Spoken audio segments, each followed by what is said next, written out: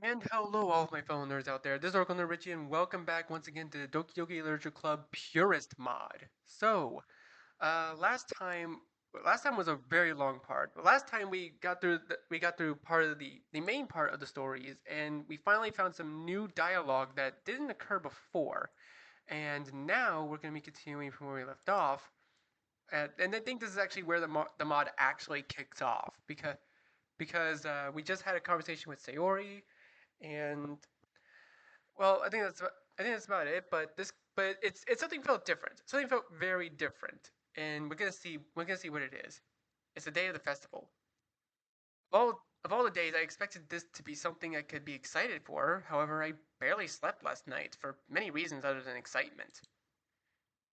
But what we talked about yesterday in mind, I take out my phone and call Siri's number, but she isn't answering. Sudden fear takes over me. What if she? Before I can finish my thought, my phone rings. I try to answer, but my palms are sweaty from the sudden surge of stress, so I drop the phone on the ground. I see she's calling me. I quickly dive down to the ground and swipe my fingers across the screen to answer. Richie? Her voice is so unnaturally hoarse. I either woke up or she didn't sleep at all and has been up all night. I decided to indirectly ask her. Sorry, did I wake you up? No, I've been up for a while. Her voice takes an unnaturally cheery tone. Something's not right here. Don't worry about me. Her laugh sounds forced. Something is clearly wrong here. Sayori? What? A sudden fear grips me. I realize I have to distract her somehow before things get out of control. She clearly sounds upset, and from how tired she sounds, I assume she didn't sleep at all. There's no knowing what she'll do to herself if I hang up on her like this. I called because I wanted to meet up before the festival. We always go to school together, so how about I come over and make you breakfast? She says nothing, but I hear her sigh on the other end. I promised we'd go to the festival together. Is this because of what I told you yesterday? Is that why you're suddenly acting this way? No, that's not it. I want to spend time with you before the festival. I mean, I woke up so early, there isn't much for me to do to pass the time, except for maybe watching anime. And you told me you didn't want me turning into a NEET, didn't you? Theory laughs bitterly on the other end of the phone. You're right. You're absolutely right. And since you're my only friend, I guess I have nobody else to socialize with. It's either you or the anime. It's either you or the anime. I get what you mean. She pauses, and I hear the sound of a door opening, followed by a thud of something heavy hitting the ground, and then the closing of the door. Alright, when can you come over? I'm on my way now. Okay, I'll go get ready for the day. I'll leave the door unlocked for you. Ooh, I have a pretty fancy living room. Damn, okay. I hang up and run out the door as fast as my legs can take me. I didn't even care about closing my door or to bother looking at the road. My heart threatening to smash my chest, I make a beeline for her house, and I feel black dots clouding my vision at the time I arrive. Panting heavily, I open the door. She really did leave it unlocked. As soon as I enter, I hear the sound of the shower running. Remembering the sounds I heard just before the call ended, I rushed up to her room. I've watched too much anime to know where this could potentially lead. Bro, you have watched way too much, my friend, okay?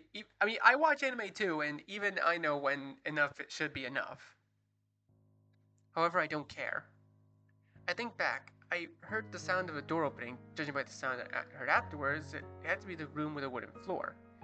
That would mean I mentally ask her to forgive me before opening her closet and run hands down the mountain of unorganized clothes.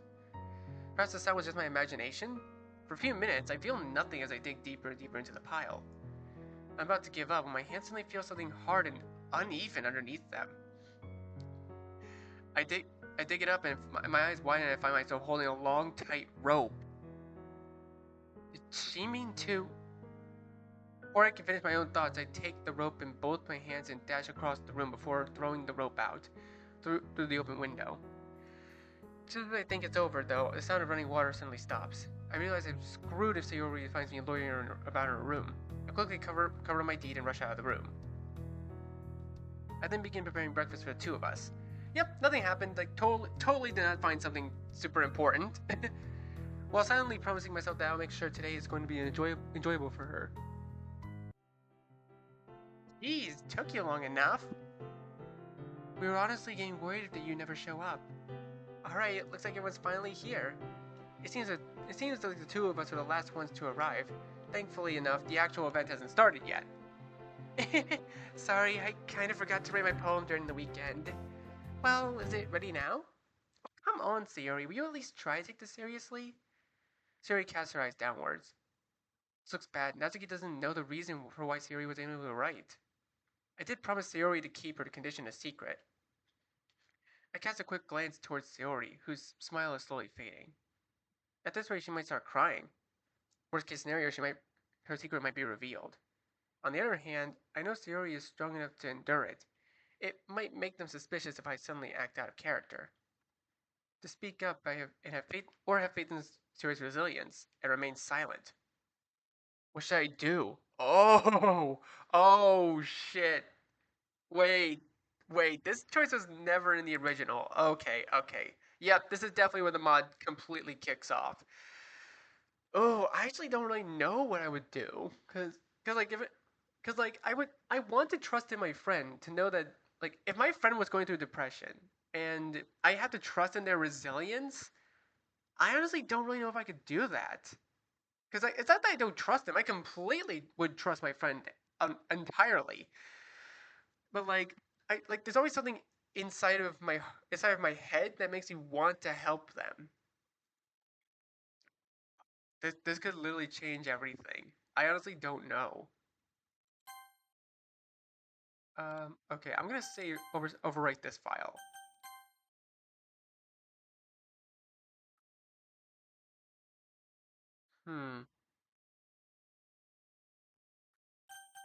Remain silent.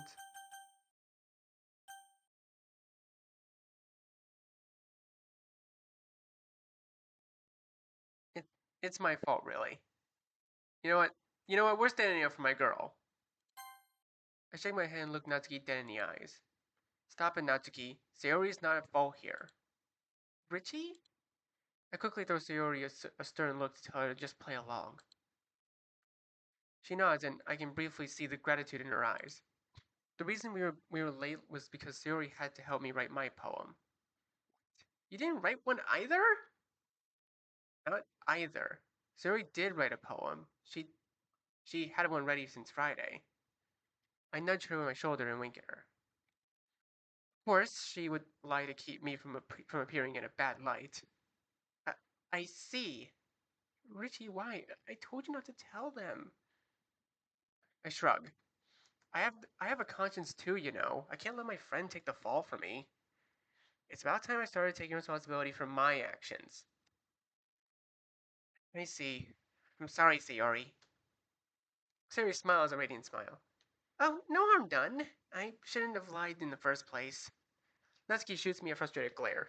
And you, stop being lazy and contribute if you're in the club. Or did you just join because there were a ton of cute girls here? Jeez. Natsuki turns her heel and leaves while muttering something inaudible. Anyway, may I see the poem? Oh, yes, of course. Here you go. She hands Monica the envelope containing the poem. You two writing a poem together? Aren't you two cute? What? I notice Sayori's cheeks taking on a rosy shade. What's odd, however, is that for some reason my face feels very hot and for a few seconds I feel slightly lightheaded. We're not, why would you say that? Hey, I know more than you think. Having said that, Monica opens the envelope and leaves us alone. I don't even need to look in Sayori's direction to know she's looking at me. I turn my head and our eyes meet. Sorry, I don't know where Monica got that idea from. We'd be kinda cute together though, don't you think? Even though I say it as a joke, my words make me feel weird. Sayori laughs nervously, and I feel oddly disheartened. And that's why I promised I'll stop joking around for the rest of the day. No, I appreciate it. She sighs and sits down on the empty table. The fact that you even joke about it is funny. I'm I sit down next to her and take her left hand to my right hand. Her hands are small and warm and clammy. I'm sorry, I didn't mean it like that, Sayori. If the joke was a joke for any reason, it was that the idea of me ever finding a girlfriend is downright hilarious. Don't say that. I'm sure you'll find an amazing girl who will love you one day. Unless you become a NEET, that is.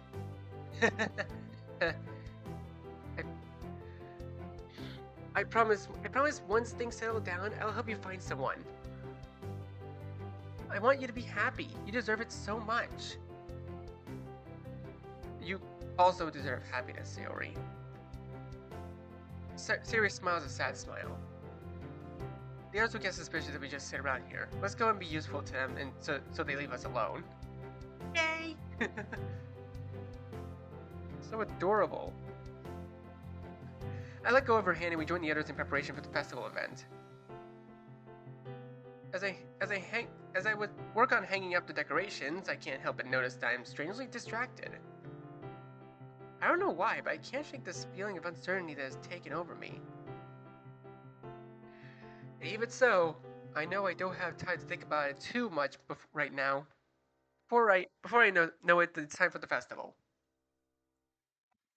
It seems like we've attracted quite a crowd. I notice I'm slightly anxious as I step up and stand next to Sayori. I throw a quick look at her face and see a nervous yet gentle smile. While the whole room is silent with the exception of a few whispers from the audience. Before long, Monika's voice breaks the silence. Okay everyone, it's time to read poems. We'll start by having the members of the Literature Club read their wonderful selections first. She turns to Sayori. If you wouldn't mind, could you go first, Sayori? Right, I'll try my best. Give a warm applause to the Vice President of our club. As soon as the applause ends, Sayori steps up to the podium and reads her poem aloud. The poem she chooses is one that I've never heard her read before. Meet Lily, someplace far away in a wasteland where no man has gone before, in a land where rain and sun's conflict lies at the core, in a land where ruled by the rainbows, a single white lily grows, selfishly dreaming to spread joy, even if it means mental devastation, a small price to pay. When Mr. Sun visits her, she opens her petals and smiles at the cheery day. When Mr. Raincloud comes to play, she closes her petals, wishing she could be several miles away. If the Raincloud tempts her and wants to be her friend, his false kindness only makes her rattled. If the lily wants no temptation, what she dreams for is a peaceful end. Once, a rainbow took the shape of a dark-robed man. As he brandished his scythe, he heard the lily's sobs. To pluck the lily and end her was his plan. Yet he couldn't bear the weight of stopping her heartthrobs. And so he sat with her, hearing her story out, sweet words of comfort escaping his mouth. Aww, it's actually pretty sweet. Though she starts off slow due to her anxiety, she quickly becomes more and more confident as the poem goes on. When she's done, she bows gracefully as a few members of the audience clap. This is bad. Sayori's performance was excellent, and yet she doesn't receive enough recognition from the crowd. What should I do? Clap louder than the others? Yell bravo. Oof. Not sure how much this will change, but... Come on, just yell bravo. Why not? Bravo! I jump around and whistle before yelling bravo at the top of my lungs. This seems to catch the crowd's attention. Though it might just be because they're staring at the guy who's making himself look like a fool. As I start clapping, the other members of the Literature Club begin clapping harder as well. Give a warm applause, everyone! The crowd eventually gives in the peer pressure and starts clapping louder and louder. Aww! Sayori blushes slightly, steps down to the sound of the crowd cheering. Even if she says nothing, I can tell she's feeling grateful for me stepping in. Thank you for your great poem, Sayori. Next up is... Before Monica can finish, Yuri runs to the podium, tightly clutching her poem, avoiding eye contact with the audience. Jenna reads her poem aloud. Yuri's performance was splendid. It showed me a side of her that I'd never seen before. No sooner had she started reading her poem that her voice became filled with confidence, like she owned the room. She was met with even louder cheers than Sayori's poem performance. Soon after was followed by Monica and Natsuki. Even before they started reading, it was clear Monica was the highlight of the show. She was met with deafening cheers even before she read her poem, which turned out to be an amazing piece of work. Finally, it was my turn. As the only guy in the literature club, I feel pressured to put on a good show. Oh, shoot, wait, I got distracted for a second. It's only when I look out at the crowd that I notice most of the audience are guys from my year. They look at me like I'm a weirdo. What's up? I hear a few guys in the class whispering amongst themselves. I know the rumors will be inevitable. Part of me just wants to step down and leave. It'd be less of an embarrassment to me if I did. However, I just started hesitating. I hear the girls' voices cheering me on. I look down and see Sayori smiling at me. "You can do this, Richie. I believe in you." It's so adorable. I have to do this for her. I did it for her, and now I shall do it for her. like that Steven Universe song. I have to put on a good performance, not to please them, but to make her happy. I take a deep breath to swallow my anxiety, and then read my poem. It's of questionable quality compared to the rest, and I'm met with the coldest reception in the entire club. Barely anyone applauds me, and I hear one or two guys booing me. They tell me to stop writing since my poem was terrible. Even though I'm used to being treated like a joke by my classmates, hearing them insult me like this hurts me a little more than usual. Give him a warm round of applause, everyone. He did great. Not even Monica convinced the crowd to give me such a single clap in my direction. Just then I hear someone clapping loudly. I turn my head to see Sayori. Sayori? You did so great, Richie. I'm proud of you. What is she doing? Sayori turns around and face the crowd. If not for Richie, I wouldn't have been able to read my poem. It'd never be finished. Richie is a great person and friend. He chose to help me with my poem, even if it meant his would have glaring flaws. Sayori beams at me, a bright smile before facing the crowd again. Please give him credit where credit is due. I hear the crowd muttering amongst themselves again. Before I know it, a few of them start clapping. After a few seconds, the whole audience, with the exception of a few people, applaud me. I look at Sayori, who blushes slightly. What is this I feel? It's like my entire body is heating up to painful levels. I can't take this. I feel more embarrassed than I ever been in my life. I need to get out of here. Before anyone can stop me, I take my awful poem and dash out of the room. My performance was a complete disaster. I don't remember the last time I was embarrassed in my life. This embarrassed in my life. I made a fool of myself. Literature Club messed up in front of Sayori. This sucks. I feel like punching the wall in frustration. Of all the days I wanted to impress her, of all the days I didn't want to look like a big dork in front of Sayori. Of course I had to mess up today. On top of that, my classmates saw me screw up. I'm sure this is going to have consequences for me. I started walking aimlessly down the corridor, keeping my head low and my hands in my pockets. The pleasant smell of various food stands invades my nostrils, but I don't feel tempted to stop and check them out. I just want to get out of here, go home, and forget about screwing up like this. My phone vibrates as I walk. For a second, I stop to check it to see if Sayori sent me a message. Damn it, she's probably panicking right now, but I feel like I can't go back. Everyone would just point and laugh at me. But I put the phone in my pocket and started walking faster than before. Just then I hear the sound of someone running behind me. I don't care to look over my shoulder and start running as well. I soon see the door of the schoolyard in front of me. At this rate, I'll crash into the sign of one of the food stands and collapse on the floor like a downed tree. Great, just great. As I slowly open my eyes, I look up to see the faces of several second-year students. I can tell they're trying really hard to suppress their laughter. Suddenly, one of them leaps out of the way, and I see a familiar face look down at me with a concerned look on her face. Sayori. Richie, are you alright? That looked like it really hurt. She reaches out to me. I take her hand and get up. I then glanced at the small crowd of students who had gathered around me. Show's over, let me through. The crowd slowly disperses while I hear them muttering something about me being a clumsy idiot. Still feeling a little dizzy, I look over at Sayori. You ran too fast. I tried to warn you not to run like that. Her voice is filled with genuine concern. It makes me feel guilty that I made her worry like that.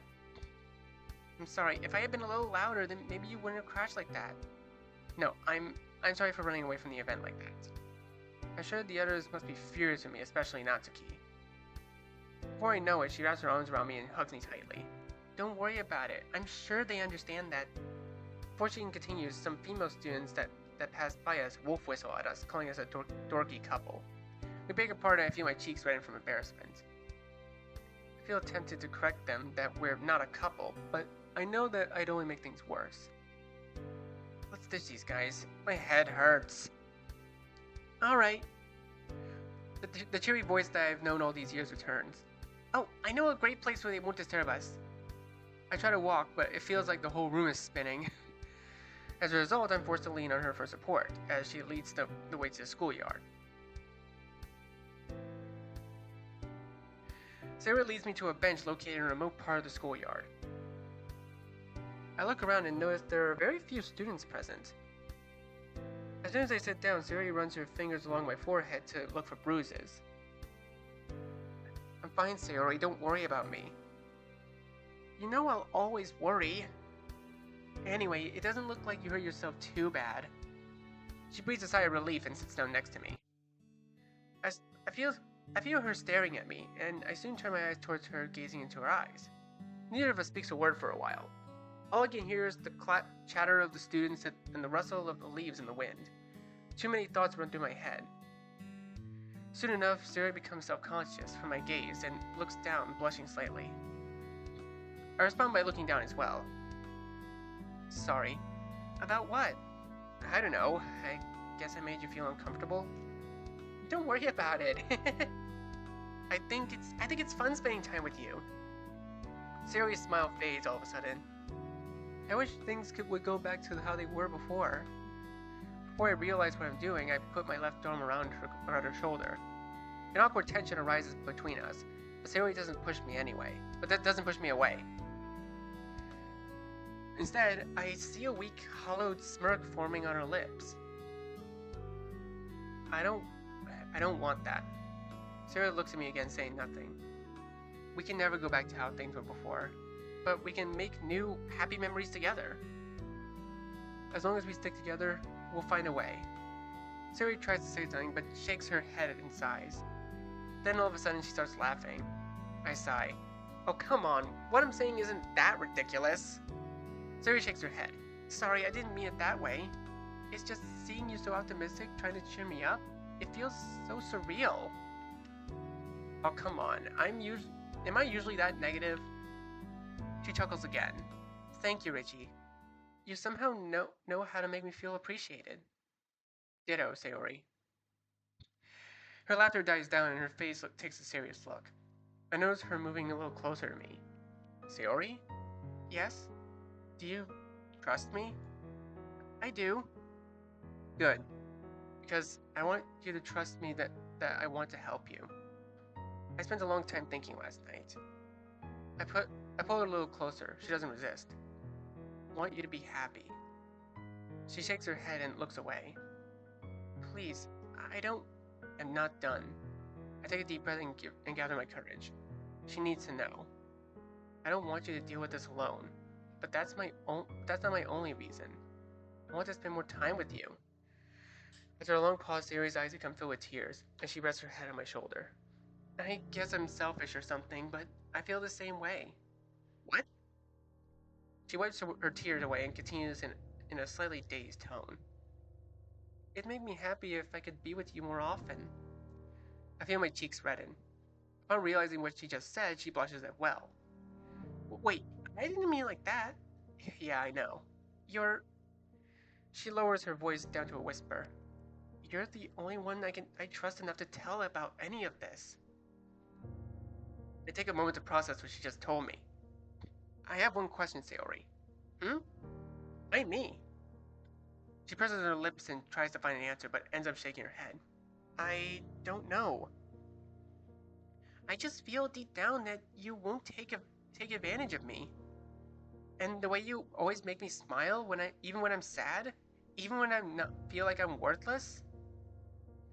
I noticed her voice breaking and quickly look at her face to see tears forming in her eyes. I brushed away her tears and give her a reassuring smile. The tension between us is making it hard for me to breathe. Don't worry. Please continue. I'm here for you, Sayori. If it helps, you make me feel the same way. I trust you because you're the only person who doesn't think of me as a joke. That's why I think I can help you. Since without you always cheering me up, I'd probably feel worthless as well. Can I ask a selfish request of you? Of course. She pauses as if looking for the right words. I don't rush her and give her all the time she needs. Is it okay with you if we do more together? I mean, I understand if you have better things to do. I want that too. Great. She hesitates for a moment. If you want to ask the others, then that's fine too. No, I want to spend more time with only you. It'd make me happy. Okay, if you say it'll make you happy, then I believe you. No sooner does she finish saying that than she lets out a loud yawn. I look at her and notice the bags under her eyes. Sayori, how much did you sleep last night? I got enough sleep. How much exactly? Okay, I know it's no use lying to you. I couldn't sleep. I was afraid of what it'd mean for me now that I told you about my condition. How about this then? We can already start spending more time together, but only after you've rested. It's no use. I only feel like the rain cloud's going away when I'm with you.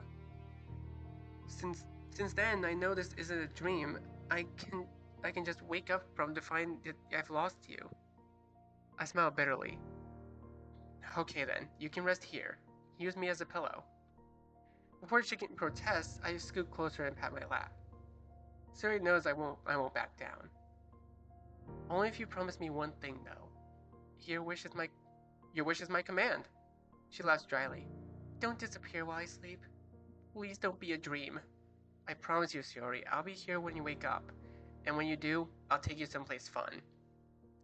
That'd be great. Yeah. Sayori's eyes can no longer hide her fatigue. After Pinky swearing to her that I won't go away, she smiles and lies down on my lap. 5 minutes later, she falls asleep.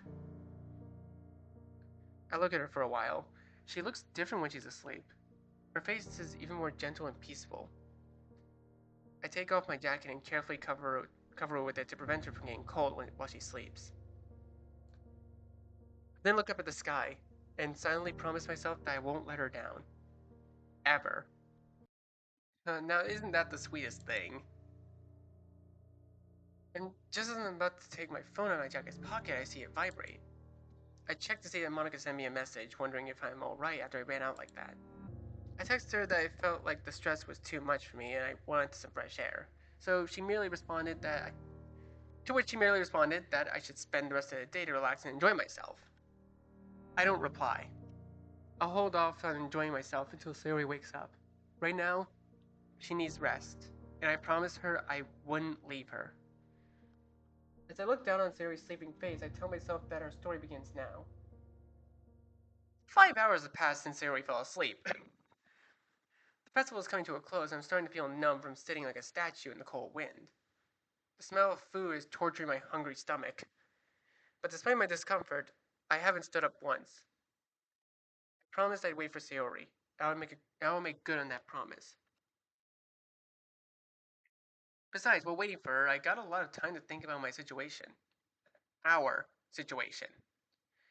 I read all sorts of online articles about depression as well. That should suffice. I soon hear a low murmur from my side, and I looked out to see Sayori slowly opening her eyes. Morning, or well, good afternoon, I guess. Upon seeing me, she breathes out a reassuring sigh. You're still here.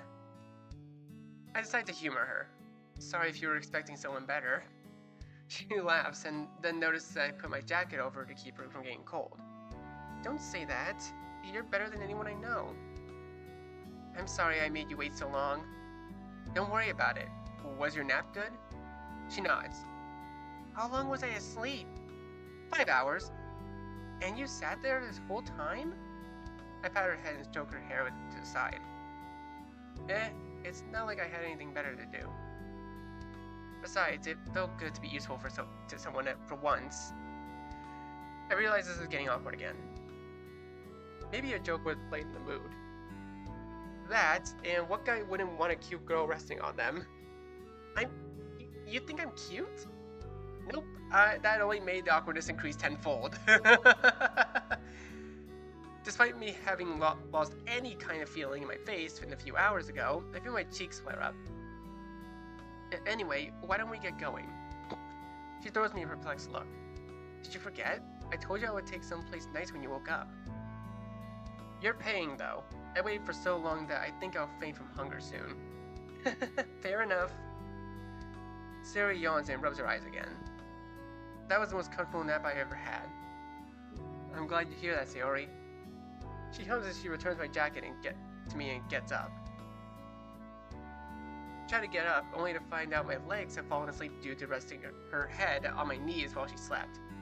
Sayori, noticing this, is quick to lend me a helping hand, and for the second time today, I lean on her for support as I walk. Neither of us says anything for a while, though I occasionally hear a low humming sound coming from her. When we stop near the road to wait for the cars to pass by, I look into her eyes and see that they're filled with more vitality than ever. Just how many demons does she keep inside of herself?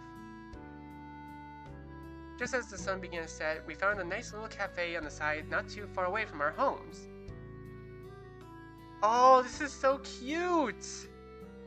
This is such a cute little backdrop. I sit down at an empty table once we're inside. Sadie seems to have cheered up compared to how she was yesterday. Oh, I'm honestly surprised, Richie. About what? I didn't know there was such a nice cafe near where we lived. It's funny, I walk past here every time we go from school, but I've never even bothered to look. I shrug and laugh sheepishly. I found it by accident one day. I was bored, hungry, and didn't want to bother making food. So I overheard some girls at school mention some really cheap cafe near where I live. Siri casts her eyes downward. Oh, is that so? Is something the matter? She shakes her head and returns to her old cheery self. Nope, not at all. I'm just thinking about what to order here. What are you in the mood for? She shrugs. I think I'll have whatever you have. Come on, I'm kind of curious about your tastes. Huh? How come? Whenever you come over to visit, you always ate whatever I wanted. It's the same story whenever I come to visit you. So I want today to be all about you. That's why I'll order whatever you decide to order. Siri laughs at my remark. I can tell from her expression that she is happy I'm taking interest in her tastes. Are you sure? I nod silently. In that case, before I can stop her, she moves to her chair next to me and opens the cafe's menu. Let's order something together and split it. Right. Like what? Like I want more people to mistake us for a couple today. On the other hand, when I look at how happy she seems when she reads aloud every item in the cafe's menu list, I feel like I can't deny her. It'd be wrong, so I decide to play along with her. Alright, let's do that. Sounds fun. Yeah, I was so worried you'd tell me it's a silly idea, but I thought it was kind of cute. Truth be told, I don't mind sharing a meal with her. This isn't like one of those situations we see in anime where two people actually go on a date without realizing it, is it? Of course not. I mean, can you believe how awkward that would be? Besides, I'm not dating material anyway. Hey, don't say that. I noticed how at least a few guys in my class were staring at you when you read your poem. So yeah, but I think I could handle I don't think I can handle the stress. It's okay, Richie. I've already come to terms with the fact that I'll likely stay single forever. But if I can't be happy, I at least want to devote my life to making others happy. I think then their happiness would shine on me. She clasps her hands together and smiles. For some reason, however, her comment made me feel a little sad. It's not fair. She notices the concern in my eyes and shakes her head. Anyway, that's enough sob stories for one dinner. Let's order up. Alright, what do you want? Hmm. How does pizza sound? Pizza, huh? Isn't that a pretty large dish? We're both pretty hungry, and also if we split it in half, then it should be just enough for us to handle without overeating. That's a good idea. Waiter? Siri returns to her seat, and we make a casual small talk while waiting for our meal. And we then gulp the slices of pizza down like a pair of hungry wolves. Even though I'm clearly hungrier than her, Siri finishes her share so fast that I'm left wondering if she has a black hole in place of a stomach. She's like me. She's literally like me for real. This is literally because I actually do have a bit of a black hole for a stomach. I know, it's pretty funny to hear me say that of all things, but it's true. Her metabolism is clearly better than mine, since she barely breaks a sweat, while I'm left heaving for breath by the time I'm halfway done with my portion. She finds a slight amusement in my struggle and eventually starts giving me a pep talk to motivate me to finish. After an hour, my epic battle with a pizza comes to an end. You did it! I'm so proud of you. I'm too exhausted to replay and merely give her a weak, half-hearted thumbs up. I never would have made it without your pep talk. You'd make a great coach someday. I wheeze before gulping down a glass of water. Thanks. Her eyes then light up and she clasps her hands together. How about we go to the park after school tomorrow? It's beautiful there. We'd be doing an activity together and we could work on your poor condition. Since, no offense, but I've seen old men with better stamina than you. I laugh at her snarky comment. Sure, sounds fun. Really? I was just teasing you. I know you don't want that. Actually, I do. That sounds like a fun activity we could do together. Besides, you're right. I think I could use some exercise. And without you cheering me on just now, I don't think I would have found the strength to finish that pizza. Okay, then it's settled. Let's meet up after school tomorrow and go to the park. Seeing how we both finish our meals, Waiter comes over to ask us to pay. Oh. Well, I do remember she's paying. But just in case that we can find any other dialogue, yeah, she's paying. Oh, right, I did promise to pay. Is that alright with you, Sayori? I was half joking when I said it. She shakes her head. Don't worry about it. I had so much fun with you, the least I could do is pay for the meal. We grab our coats off the chairs and bags before we start walking home. It's then that we see that we spent so much time chatting away that that evening fell over the town, even if we were outside. It's kind of chilly in the evening. She then looks at me with a focused gaze in her eyes. Oh right, isn't today the release day of that manga you've been anticipating? If you leave me now and run to the store, you can still buy it before the store closes. While thought is tempting, I can tell Sayori is tired. Besides, I can't leave her right now in good conscience. My hobbies can wait until tomorrow. No, it's fine. Let's hurry home before we catch a cold. I'll walk you back. I see Sayori's cheeks redden a bit. Thanks. Truth be told, I'm a little scared of going home alone at night. Same here. Plus, I'm beat. I gotta rest. Oh, damn, it's so dark over here. I walk her all the way back to her house doorsteps. Well, here we are. I had fun with you today, Sayori. It was fun for me as well, Richie, because you were with me. Before I can reply, she hugs me tightly. Thank you for making this day I'll never forget. I hug her back, feeling her warmth. I should thank you as well. I look forward to seeing you tomorrow. Sweet dreams. Good night. We break apart and I feel like I want to say something to her, but I can't quite find the words. Having wished her good night, I leave her and go back home. For some reason, I still feel cold. I keep shaking even while I lie down in my bed. I don't have much time to dwell on it however, because I fall asleep at like a light bulb that's been turned off. After a painful night full of nightmares, I wake up in a cold sweat and my body feels like it's been battered by pro fighters all day long. I try to inhale, but my throat feels like it's been ground with sandpaper. Oh crap, why now? I cough violently and feel drained of energy. I rest my my head against the pillow and try to open my eyes, but my eyelids feel incredibly heavy. This is bad. I promised Sayori I'd spend the day with her. As it stands, I don't even have the strength to reach out on my phone and call her. Even so, she needs to know or she'll wait for me all day. I don't need to be a genius to know how badly she'll take it if I don't show up without an explanation. I try to force my body to move enough to reach my phone, but it's futile. I feel weak and tired. Even so, I have to force myself and bear the cold pain. I crawl like an oversized caterpillar to the edge of my bed and slap the phone down on my bedside where it lands on my right hand. I quickly select Sayori from my contacts list and call her. Before long, I hear a cheerful but sleepy voice on the other end. Richie, are you alright? It's still early morning. I'm sorry if I woke you. I call finally again. Oh dear, you sound awful. Don't worry about me. I'm sure it's just a cold. Is there anything I could do to help you? I'm just calling to say that my coughing is so bad that I don't even get a chance to finish my sentence before my finger slips and accidentally makes me end the call. Crap. My phone's almost dead as well. At this rate, it'll run out of battery if I try to call her again. I close my eyes and feel another nightmare enveloping me. In it, I see Sierra standing on the school rooftop, tears streaming down her face. She takes a step forward and I reach out to her and grab her by the arm before she can jump off. Whoa, whoa, whoa, whoa, static!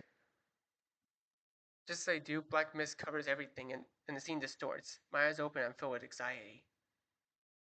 My eyes struggle to stay open for much longer, then close again. I see Siri sitting on the floor of her room, covering her face with her hands and crying loudly. In the dream, I try to walk up to her, only to find myself unable to move. I try calling out to her, but my voice is gone. Eventually, she gets up and shows me her face to reveal a pair of red eyes that burn with hatred for me having failing her all these years. Just as she lunges at me with screams that means that she detests me for neglecting me all these years, the dream distorts and changes again. I find myself alone in darkness. All I can hear is my own heartbeat. Then suddenly I see Sayori walking towards me, asking me why I never supported her when she suffered, and why I only lived for myself.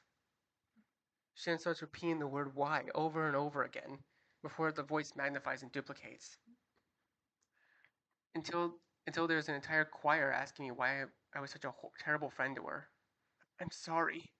I hear myself pleading with voices, but they didn't let up. They start accusing me, pointing to events in my and Sayori's past where I could have helped her, if if I only knew of her condition at the time. Please forgive me. The voices are unfazed, and say I don't deserve her kindness.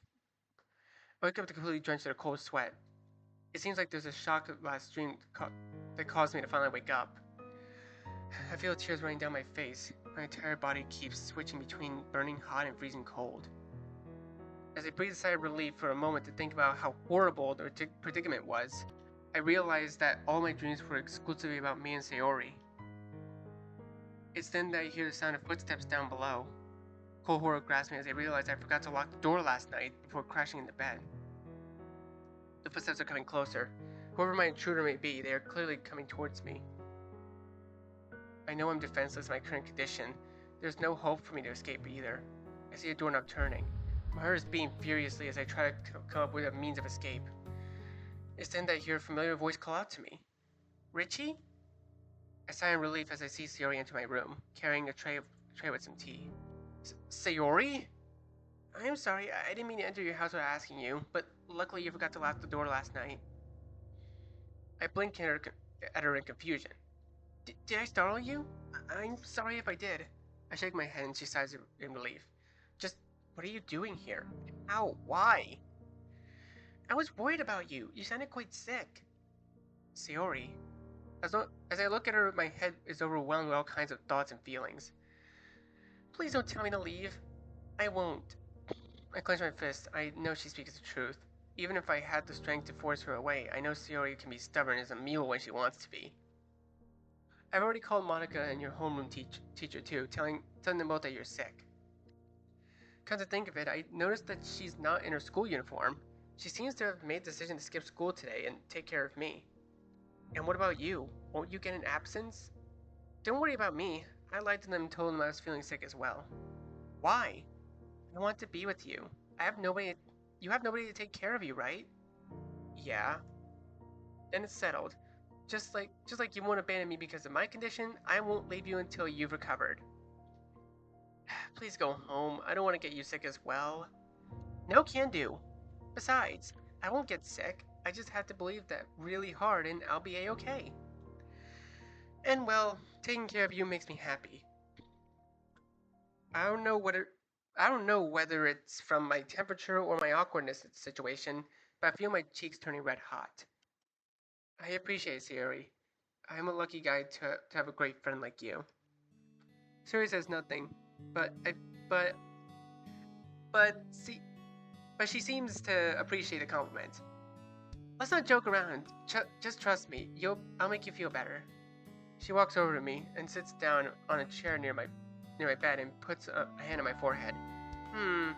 Okay. She gently begins running her fingers down my neck. I see. Sayori? She sighs. Thank goodness. Hello, Earth to Sayori. She snaps out of her trance and sighs. You have a fever, but it doesn't seem a little too serious. Give it a few days and you'll be back to normal. I throw her a heavily confused look and keep opening and closing my mouth like a dazzled carp. I just read a lot of books about medicine when I'm alone. Because of, I nod without saying anything. Anyway, just drink this for now. She pours me some tea into a cup and hands it to me. It's hot to the touch and I nearly drop it as soon as I take a hold of it. Eventually I manage to put the liquid to my lips and gulp down a few sips. This is really tasty. No sooner did I speak than the terrible burning notion fills my throat. I cough violently and spill the tea over the bed sheets. Fire! There's fire in my throat! I'm sorry, did I make it too strong? I merely nod. What the heck did you put in it? Well, the book I read said that ginger tea works when you have a sore throat, so I looked through the fridge and found a bunch of ginger. But I feel a nervous sweat roll down my back. Fear grips me at realize what she did. How much of that did you put in the tea? An entire root? Even though I'm in such clear pain, I know Sayori only wanted to help. The problem is that I was planning to throw the ginger away since it was past the expiration date. Sayori realized that she made a mistake, and I could see her smile slowly fading and her eyes starting to darken. I'm sorry. I tried to help, but of course I messed up. She speaks in a much lower, harsher tone than I've ever heard before. Well, I appreciate it nonetheless. Richie, I'm sorry. Maybe I shouldn't leave. I only made this worse. As she is about to get up, I grab her hand. This gesture surprises her enough to make her hesitate, and I see her look down on me with an indescribable look in her eyes. Please don't leave. My voice is barely stronger than a whisper at this point. Why? I'm just a nuisance. She also lowers her voice and bites her lip to prevent her from crying again. I tried to help you, but I only made you feel worse like always. I shake my head. Richie, I want you to stay. Even if I'm useless? Even if I can't help you since I know I'm almost nothing about. I know almost. Blah, I can't read today. even even if I can't help you since I know almost nothing about how to treat illnesses and am so clumsy that I somehow end up making things worse? I try to nod. Yes. The day has only just begun. We can still make it great. Suri gasps and sits down. I look up and, judging from her expression, my words seem to have struck a chord in her heart. You can help me, just like I can help you. She says nothing she's clearly deep in thought. Sayori? How can I help you, Richie? Well, for starters, I need some painkillers, but I can't get up. But more than that, I hear people recover faster when they're happy. Oh, right. Sorry. She dashes off after I describe to her where to find the painkillers and returns less than a minute later with a glass of water and the medicine. After I gulp it down and douse the fire in my chest to ease the overall pain, I lie down. Neither of us speaks, but Even when my eyes close, I can feel that Sayori keeps her gaze locked on me. All of a sudden, she breaks the silence. I'm sorry if I got all negative there. I really don't know what came over me. It's just like this voice in my head keeps telling me that I'm useless and worthless whenever I mess up. I turn I turn to face her and smile weakly, stroke her hand with my fingers. Then we just gotta make it shut up. If you can't do anything against it, I'll give it a go when I get better. Why? Why are you doing this? Why not? I could ask you the same thing right now. Why didn't you head to school when you heard I was sick? You're my best friend. How could I let you suffer alone? I know that you have nobody else to take care of you right now. I nod. Wouldn't you say you deserve the same kind of treatment? Sayori falls silent. Sayori? I don't know. I really don't know what. No, do I really deserve that? What do you mean? I. She seems to have a hard time finding the courage to put her feelings into words. You know, you can tell me anything. I don't know if I'm ready to tell you yet. It sounds like she's in pain. Whatever the reason is for her mindset seems to be really personal to her. But on the other hand, this might be my only chance to find out what the root of the problem. If only I could learn what made her think this way, I could do something to help her. However, Sayori might break under pressure. I can see what she wants to tell me, but... Is it really right for me to pry further? Oh. Okay. Well then, I think I'm gonna go ahead and leave this episode here for now. It seems like a very important choice. So, what do you guys think we should do? Do you think we should not tell her to not push herself, or do you think we should ask her what happened? Let me know in the comments below. Also, be sure to leave a like. Let me know what you think about the video. Share this video with your friends. Be sure to subscribe and click the bell so you don't miss a single notification. I'll see all of you in the next video. Goodbye. You say you wanna try, but you never do. Sugar, there's a